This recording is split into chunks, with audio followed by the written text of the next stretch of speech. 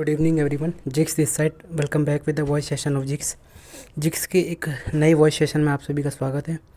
Basically आज का जो टॉपिक है, आज का जो कॉन्सेप्ट है वो है एक्सपेक्टेशन पे।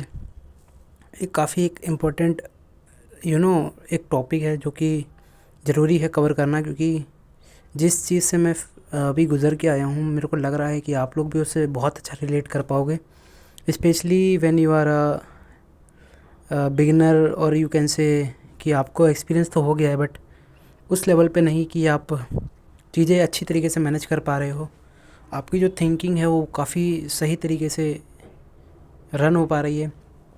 सो द सिंपल कॉन्सेप्ट ये है कि एक्सपेक्टेशन जो है ना काफ़ी ज़्यादा ज़रूरी है, बट किस तरीके से ज़रूरी है एंड क्यों ज़रूरी है और क्या चीज़ नहीं होनी चाहिए ये चीज़ आपको पता होनी भी ज़रूरी है। क्योंकि देखो, जब हम स्टार्टिंग करते हैं हमारी जो एक्सपेक्टेशन होती है काफ़ी ज़्यादा हाई होती है कि हम आए हैं।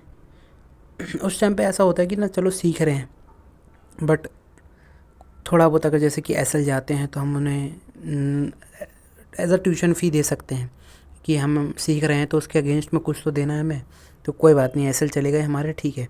बट जब उसके बाद आप धीरे धीरे एक्सपीरियंस गेन करते हो एंड जब इस लेवल पे आ जाते हो कि आपकी जो एनालिसिस है, आपकी जो नॉलेज है काम कर रही है, बट उस एरिया पे जो आपकी एक्सपेक्टेशन है वो बहुत ज़्यादा है।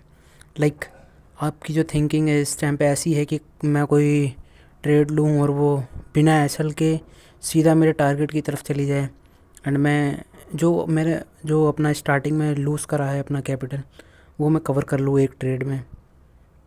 ये चीज़ मैं इतने कॉन्फिडेंटली, इतने कॉन्फिडेंस से इतना क्यों क्या इसलिए कह पा रहा हूँ क्योंकि मैं ये सेम थिंकिंग फेस कर चुका हूँ। जो मेरी एक्सपेक्टेशन थी बहुत ज़्यादा हाई थी, ख़ास करके मैं जब देखता था, मैं जब ट्रेड लेता था मेरी एक्सपेक्टेशन यही रहती थी कि काश मेरे को इतना बड़ा मिल जाए, काश मैं इतने बड़े रेशियो मतलब आरआर पे मैं एग्ज़िट कर पाऊँ जिसमें मेरा एसएल बहुत छोटा रहे, बट जो टारगेट है वो मेरा आधी से ज़्यादा कैपिटल या पूरी कैपिटल वो मेरा कवर कर दे जो भी मैंने अभी तक लॉस करा है। तो ये सारी जो थिंकिंग है ना ये थोड़ा डिस्टर्ब करती है माइंड को। आप इनकी वजह से रियलिस्टिक जो अप्रोच होती है ना वो नहीं फॉलो कर पाओगे, क्योंकि ये चीज़ें आपके दिमाग में बैठ जाती हैं कि काश ऐसा कुछ मैजिक सा हो जाए कि आप एग्जीक्यूट करो या आप BTST लेके जाओ और नेक्स्ट से खुले, इतना बड़ा गैप अप खुले या गैप डाउन खुले, आपकी जो फेवर में मार्केट जाए, बहुत ज़्यादा आपको पॉइंट्स मिल जाएँ। ये चीज़ें ना एक सर्टेन लेवल पे आने पे हो जाती हैं कि आप इस लेवल पे आ चुके हो जब आपका आरआर मैनेज है एंड आपने अच्छी एनालिसिस करी, एग्जीक्यूशन करी, कोई फ़र्क नहीं पड़ता। बट वो जो फ़ेज़ है वो स्टार्टिंग फ़ेज़ नहीं है, या वो फ़ेज़ नहीं है जब आप अपनी मिड जर्नी में हो और लॉसेस से जस्ट बाहर निकले हो, बट अब जो टाइम आया है वो गेन करने का आया है विथ स्टडी, विथ प्रैक्टिस। इस टाइम पे ऐसी अप्रोच रखना बहुत ज़्यादा ही बहुत डम चीज़ है ये, कि अगर आप इस फेज़ में अगर अटक गए तो फिर आई डोंट थिंक सो कि आप कभी रियलिस्टिक अप्रोच तक आ भी पाओगे। तो कोशिश करो कि ज़्यादा से ज़्यादा जो आपकी थिंकिंग रहे रियलिस्टिक रहे।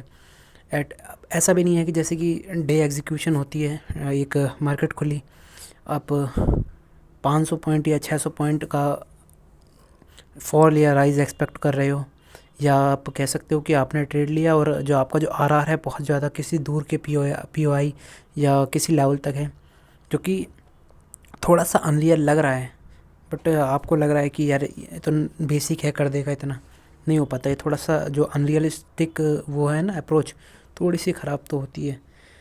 And in the end all I can say कि थोड़ा सा रियलिटी चेक में आओ, थोड़ा सा जो रियल में चल रहा है, जो भी फेक एक्सपेक्टेशन के बाहर जितनी भी सारी चीज़ें हैं उनको देखो कि कितने चांसेस हैं कि ये जो आपकी जो फेक एक्सपेक्टेशन है वो रियल प्रूव होगी। I don't think so. 100 में 1 टाइम, 2 टाइम, 3 टाइम है, बहुत मुश्किल है। ये सेटअप भी बहुत ज़्यादा ख़राब है। 100:1, इससे घटिया कुछ नहीं हो सकता है। तो बस यही है, keep practice, keep learning, focus करो स्टडीज़ पे। आने वाले सेशंस में आपको काफ़ी कुछ मेरी तरफ से प्रोवाइड कराऊंगा। जिस चीज़ को मैंने जस्ट फेस करके मैं जिस चीज़ को निकला ही हूँ वो आप तक मिल जाएंगी। सो यार